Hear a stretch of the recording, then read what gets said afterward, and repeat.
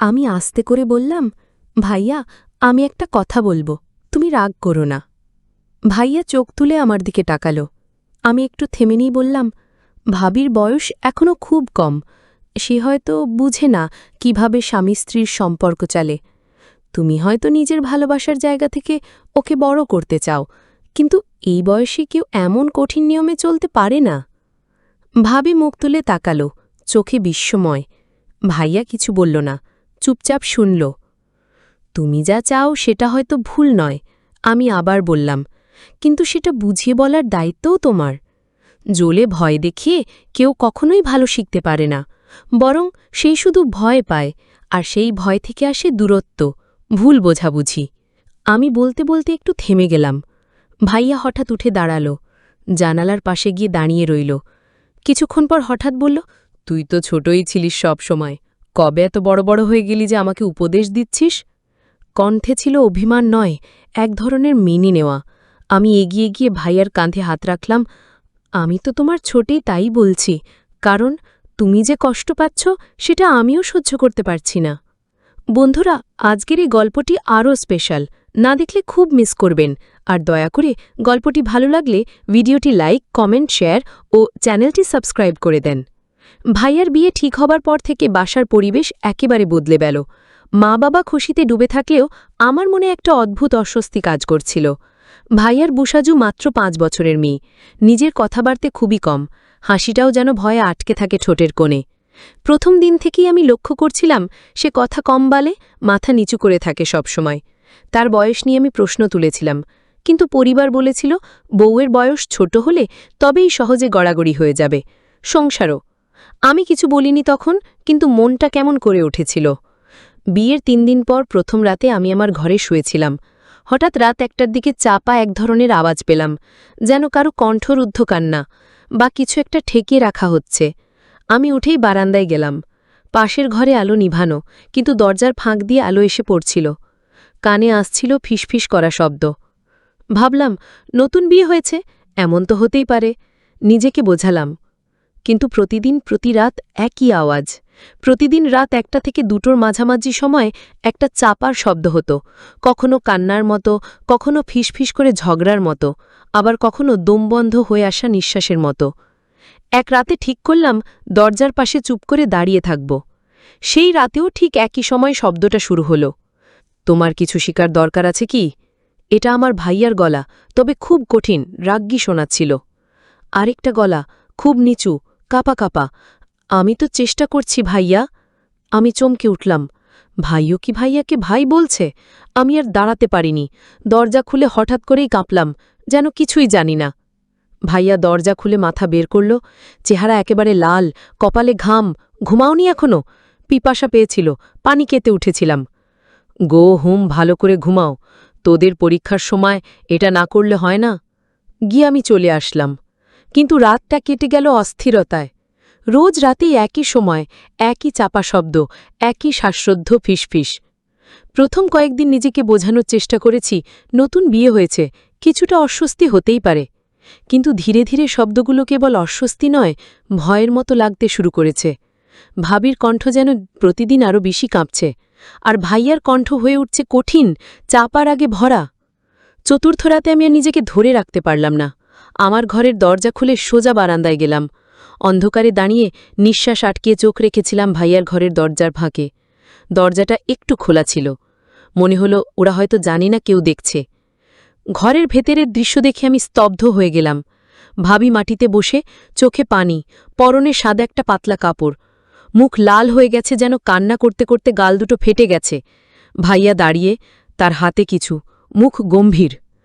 তুমি এতটা বোকার মতো আচরণ করছো কেন? তুমি আমার স্ত্রী, অথচ তুমি এখনো বুঝতেই পারো না স্বামীর সাথে কি আচরণ করতে হয়? আমি তো চেষ্টা করছি ভাই। ভাবির গলা নিচু করে ফেলল। ভাইয়া, তুমি আমাকে ভাই ডাকো কেন? এভাবে কেউ স্বামীকে ডাকে? ভাবির মুখ আরও ফ্যাকাশে হয়ে গেল। আমি ছোট ছিলাম তো, এখনও অভ্যাস দেয়নি। তখন হঠাৎ ভাইয়া দেয়ালে জোরে ঘুষি মারল। আমি চমকে উঠলাম। এখনও যদি শিখে না ফেলো, তাহলে আমাকেও বদলাতে হবে। আমার রক্ত হিম হয়ে গেল। এই শব্দগুলো ঠিক সেইভাবে বলা হচ্ছিল, যেন কোনো অশ্রাব্য কিছু শুরু হতে পারে যে কোনো সময়। আমি জানতাম না কি করব। ভেতরে ঢুকে পড়ি, মা বাবাকে ডাকি, নাকি ভিডিও করি প্রমাণের জন্য ভাবছিলাম। কিন্তু তখন একটা দৃশ্য দেখলাম যা আমাকে আরও বিভ্রান্ত করে দিল। ভাবি আচমকা উঠে গিয়ে ভাইয়ার পা জড়িয়ে ধরল।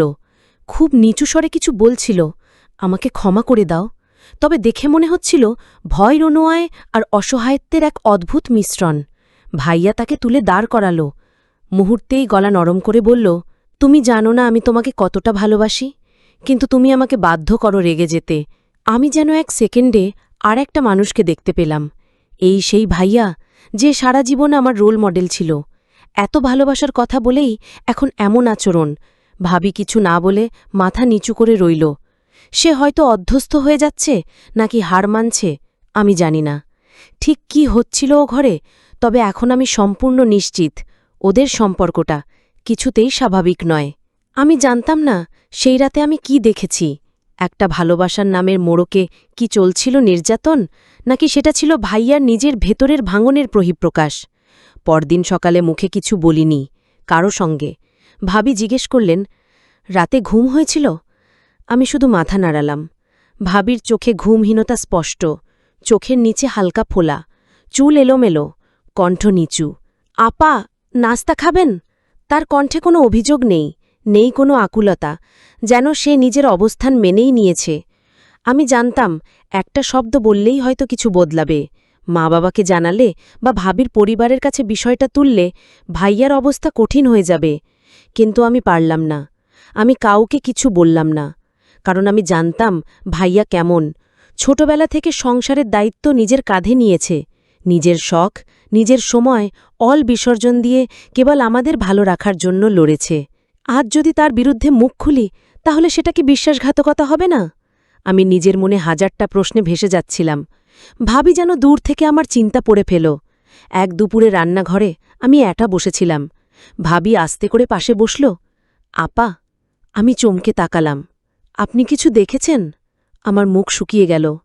কি দেখো? ভাবি নিচু গলায় বলল, আমি জানি না কি করব। আমি চেষ্টা করি, কিন্তু ভাইয়া খুব রেগে যায়। কিন্তু আমি জানি উনি খারাপ না।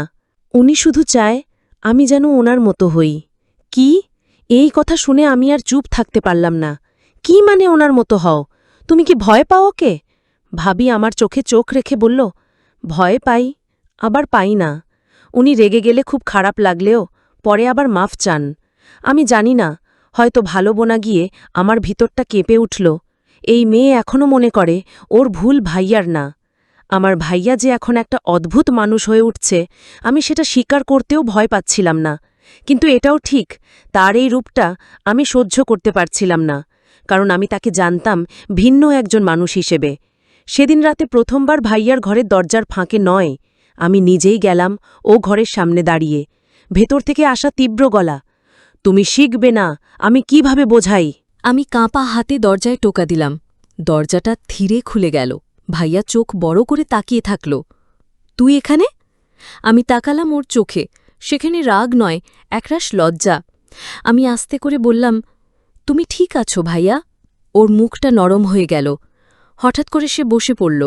খাটের কোণে কপালে হাত দিয়ে বলল, আমি জানি না আমি কেমন হয়ে যাচ্ছি। ঘরটা তখন এক অদ্ভুত নীরবতায় ডুবেছিল। আমি, ভাইয়া আর ভাবি তিনজনই একটা ছোট ঘরে বসে আছে, অথচ যেন তিনটা আলাদা দুনিয়ায়। ভাইয়া মাথা নিচু করে বসেছিল, ভাবি চুপচাপ, চোখ নিচু। আমিও জানতাম এখন কিছু না বললে হয়তো আর কোনোদিন বলা যাবে না। আমি আস্তে করে বললাম, ভাইয়া, আমি একটা কথা বলবো? তুমি রাগ করো না আগে। ভাইয়া চোখ তুলে আমার দিকে তাকালো। আমি একটু থেমে নিয়ে বললাম, ভাবির বয়স এখনো খুব কম, সে হয়তো বোঝে না কিভাবে স্বামী স্ত্রীর সম্পর্ক চলে। তুমি হয়তো নিজের ভালোবাসার জায়গা থেকে ওকে বড় করতে চাও, কিন্তু এই বয়সে কেউ এমন কঠিন নিয়মে চলতে পারে না। ভাবি মুখ তুলে তাকালো, চোখে বিস্ময়ময়। ভাইয়া কিছু বলল না, চুপচাপ শুনল। তুমি যা চাও সেটা হয়তো ভুল নয়, কিন্তু সেটা বুঝিয়ে বলার দায়িত্ব তোমার। জোরে ভয় দেখিয়ে কখনোই কেউ ভালো শিখতে পারে না ভাইয়া, বরং সে শুধু ভয় পায়, আর সেই ভয় থেকে আসে দূরত্ব, ভুল বোঝাবুঝি। আমি বলতে বলতে একটু থেমে গেলাম। ভাইয়া হঠাৎ উঠে দাঁড়াল, জানলার পাশে গিয়ে দাঁড়িয়ে রইল কিছুক্ষণ। তারপর হঠাৎ বলল, তুই তো ছোট ছিলিস সব সময়, কবে এত বড় হয়ে গেলি যে আমাকে উপদেশ দিচ্ছিস? কণ্ঠে ছিল অভিমান নয়, এক ধরনের মেনে নেওয়া। আমি এগিয়ে গিয়ে ভাইয়ার কাঁধে হাত রাখলাম। আমি তো তোমার ছোটি, তাই বলছি, কারণ তুমি যে কষ্ট পাচ্ছ সেটা আমিও সহ্য করতে পারছি না। ভাইয়া ধীরে ধীরে আমার দিকে ফিরে তাকালো, চেহারায় এক গভীর ক্লান্তি নিয়ে বলল, ও, আমি শুধু চাইছিলাম কেউ আমাকে বুঝুক। আমি যা চাই সেটা খারাপ নয়, আমি চাই একজন সঙ্গী যে আমার প্রয়োজন অনুভব করবে। সেই মুহূর্তে আমি আর ভাবির চোখের দিকে তাকাতে পারলাম না, কারণ আমি জানতাম ভাবি এসব এখনও বোঝার মতো বড় হয়নি। সে এখনও ভালোবাসা আর দায়িত্বের পার্থক্য বোঝে না, অথচ ভাইয়া চাইছে সেই বয়স্ক গভীরতা। আর এই খাঁকে অজান্তেই আমি নিজেই ভাইয়ার মনের কথা বুঝে ফেলেছি। এমনকি কিছু অনুভবও। আমরা তিনজন এক ঘরে, অথচ তিনটে ভিন্ন অনুভূতির লোক। ভাবি ভয়ে ঝাঁকা, ভাইয়া একাকিত্বে কাঁপা, আর আমি এই দুয়ের মাঝখানে দাঁড়িয়ে নিজের অবস্থান খুঁজে ফিরছি। রাত তখন অনেকটা গড়িয়ে গেছে। ভাইয়ার ঘরে আলো নেওয়ার আগ পর্যন্ত আমি পাশে ছিলাম, গল্প করেছি, পুরনো কথা মনে করিয়ে দিয়েছি। কিছু মুহূর্তে ভাইয়ার মুখে একটু শান্তির ছাপও ছিল। ভাবিও চুপচাপ আমাদের কথা শুনছিল, কখনো চোখে এক টুকরো ঈর্ষা, কখনো স্বস্তি। তবে আমি বুঝছিলাম, আমি যেন ওদের দুজনের মাঝখানে এসে দাঁড়িয়েছি না চাইতেই। রাত 12:30টার দিকে আমি উঠে বললাম, আমি চলি ভাইয়া, অনেক রাত হয়ে গেছে। ভাইয়া আস্তে করে মাথা নেড়েছে, ঠিক আছে, ঘুমাস ভালো করে। ওর কণ্ঠে ছিল সেই চেনা উষ্ণতা। আমি ঘরে ফিরে এলাম, দরজা বন্ধ করেই আয়নার সামনে দাঁড়ালাম। হঠাৎ নিজেকে অপরিচিত লাগল। আমি কি এখনো সেই আমি, নাকি ভাইয়ার দুঃখ বুঝতে গিয়ে নিজের ভেতরেও কিছু হারিয়ে ফেলেছি? শুয়ে পড়লাম, কিন্তু ঘুম আসছিল না। কান খাড়া করেই রেখেছিলাম, ভাবলাম আবার সেই রাতের মতো কোনো অদ্ভুত শব্দ শুনব কিনা। আজ যেন সব নীরব।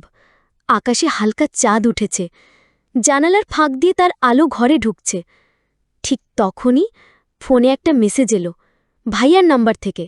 আজ তুই ছিলি বলেই আমি শান্ত থাকতে পারলাম। তুই পাশে থাকিস, তাহলে আমি বদলাতে পারব। মেসেজটা পড়ে হাত কাঁপতে লাগল। আমি উত্তর দিলাম না, শুধু ফোনটা চেপে ধরে ভাবতে লাগলাম, আমার উপস্থিতি কি ওর মধ্যে বদলের আশ্বাস, নাকি আরও গভীর কোনো টান তৈরি হচ্ছে? ঘরের নিস্তব্ধতা তখন আরও ভারী হয়ে উঠছিল। আমি জানতাম, কাল সকাল থেকে সবকিছু আর আগের মতো থাকবে না। পরদিন সকালটা ছিল অন্য রকম। আমি উঠে প্রথমেই আয়নার দিকে তাকালাম। চোখে কালো চাপ, মুখে চাপা ভাব। আমি কি ক্লান্ত ছিলাম নাকি বদলাচ্ছিলাম? ভাইয়াও ভাবি ডাইনিং টেবিলে বসেছিল। আমি যেই ঘর থেকে বের হলাম, ভাইয়া একটু তাকালো আমার দিকে। নীরব চাহনি, কিন্তু যেন কিছু বলছিল। ভাবি নিচু গলায় বলল, আপা, চা বানিয়ে দিই? আমি হেসে বললাম, না, আজ আমি করি। চা বানাতে বানাতে আমি ভাবছিলাম, এই সংসারে আমি কি ভূমিকা নিয়েছি। ভাবি যে এখনো নতুন, যার বয়সী বোঝে না সংসার মানে কি। ভাইয়া যে নিজের ভেতরের তীব্র শূন্যতা পূরণ করতে চাচ্ছে, কিন্তু হয়তো ভুল পথে। আর আমি তো কেবল সাহায্য করতে চেয়েছিলাম, ভাইয়াকে বদলাতে, ভাবিকে বুঝতে শিখাতে, কিন্তু নিজের ভেতরের এক অজানা অনুভবের সঙ্গে লড়ছিলাম। রাত হলে আবার কথা হলো ভাইয়ার সঙ্গে। আমি জানালা দিয়ে চাঁদের দিকে তাকিয়েছিলাম। ভাইয়া পাশে এসে দাঁড়ালো। তুই পাশে থাকিস তো সব সহজ লাগে। আমি চোখ নামিয়ে বলি, তুমি থাকলে আমি আছি ভাইয়া, সব সময়। উন্নত সেই হাসির নিচে ছিল একটা চেপে রাখার সত্য। ভাইয়াকে সাহায্য করতে গিয়ে আমি নিজেই কোথায় যেন আটকে গেছি। দিনগুলো চলতে লাগল। ভাবি একটু একটু করে বুঝতে শিখছে, ভাইয়াও ধীরে ধীরে কম রাগ দেখাচ্ছে। সব ঠিক হয়ে যাচ্ছে বাইরের চোখে, কিন্তু আমার ভেতরটা আমি জানি, আমি আর আগের মতো নেই। ভাবি বদলে যাচ্ছ, সেও এখন আর আগের মতো চোখ নামিয়ে কথা বলে না, বরং অনেক সময় আমার চোখে চোখ রাখে। নির্ভেজাল কৌতূহল নিয়ে যেন সে আমাকে বুঝে ফেলতে চাইছে। না, শুধু বুঝে নয়, পরীক্ষা করছে। একদিন সন্ধ্যায় রান্নাঘরে সে আমাকে হঠাৎ জিজ্ঞেস করল, আপা, ভাইয়ের সাথে আপনি অনেক কথা বলেন, আজকাল ভালো লাগে আপনাদের বন্ধুত্ব দেখে। আমার ভেতরটা ধক করে উঠল। আমি বললাম, ভালো বন্ধুত্ব তো ভাই বোনের মাঝে থাকতেই পারে, তাই না? সে মাথা নাড়ল, হ্যাঁ, নিশ্চয়ই, কিন্তু মাঝে মাঝে মনে হয় যেন আমি বাইরের কেউ। তার কণ্ঠে ঈর্ষা ছিল না, ছিল এক ধরনের ক্ষীণ ক্ষোভ আর ভয়ের ছায়া। রাত গভীর, আবারও সেই পুরনো ছাদের কোণে আমি দাঁড়িয়ে। ভাইয়া পাশে এসে দাঁড়ায়, একদম নীরব। হঠাৎ বলে, তুই থাকলে মনে হয় সব ঠিক হয়ে যাবে। আমি চোখ নামিয়ে বলি, তবে ভাবি, সে কোথায় থাকবে? ভাইয়া ধরা গলায় বলে, সে তো চুপ, তুই যে আমাকে বুঝিস। আমি প্রথমবার সরাসরি বললাম, ভাইয়া, তুমি যা খুঁজছ সেটা আমি দিতে পারি না, আমি পারলে না। ভাইয়া অবাক হয়ে তাকালো, তার চোখে তখন কষ্ট, হারানোর ভয় আর একটা বেপরোয়া আকাঙ্ক্ষা।